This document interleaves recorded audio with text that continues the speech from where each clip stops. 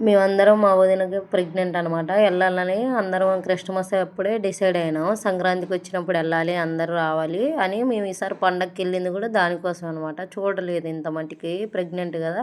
తను 6వ నెలలోనే వాళ్ళ ఇంటికెళ్ళిపోయింది. మేము ఎవ్వరు వెళ్ళలేదు. ఎవరి పనిలో వాళ్ళు బిజీగా ఉండి వెళ్ళలేదు. ఇక సంక్రాంతికైతే అందరూ ఫ్రీగా ఉంటారు కదా! అప్పుడు వెళ్ళొచ్చు, కొన్ని అప్పాలు చేసుకొని, ఫ్రూట్స్ తీసుకొని అని అందరం అనుకున్నాం. కానీ మా రెండో అక్క మిస్ అయిపోయిందనమాట. రా అంటే నేను రానులే కొంచెం పని ఉందని చెప్పింది. ఇక మా మూడో అక్క, నేను, నాలుగో అక్క, మా ఫస్ట్ అక్క వెళ్తాను. మా ఫస్ట్ అక్క అయితే ఇక్కడ లేదు, వాళ్ళ ఊర్లో ఉంది. వెళ్ళే దారిలోనే వాళ్ళ ఊరు అనమాట. పికప్ చేసుకొని అక్కడి నుంచి వెళ్తాము. వెళ్ళే ముందు ఏం చేసామంటే కొన్ని ఫ్రూట్స్ తీసుకుందామని బస్ స్టాండ్కి వెళ్ళి కొన్ని ఫ్రూట్స్, యాప్లికాయలు, దానిమ్మకాయలు, కొన్ని పూలు కూడా సీమంతంలాగా ఉంటుందని తీసుకున్నాం.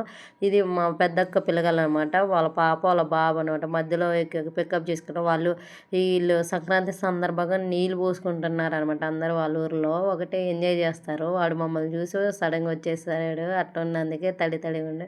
ఇక అందరం ఆటోలో ఎక్కించుకొని మా పెద్దక్క, మా నాలుగో అక్క, మా మూడో అక్క అటు సైడ్ ఉన్నామా, నేను మా పిల్లలు వెనకున్నారు. మేమందరం ఇక ఆటోలో వెళ్తాం అనమాట. మా బావగారిదే పక్కన అయింది.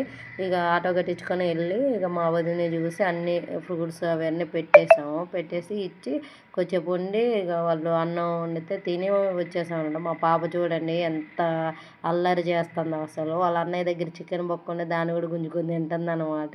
తన క్యూట్ క్యూట్ ఎక్స్ప్రెషన్తో మాకు చూపిస్తుంటే ఒకటే అల్లరి చేస్తాను, నవ్వుతున్నాం. కొన్ని ఫొటోస్ మా అన్నయ్యతో అందరం దిగినాం అనమాట.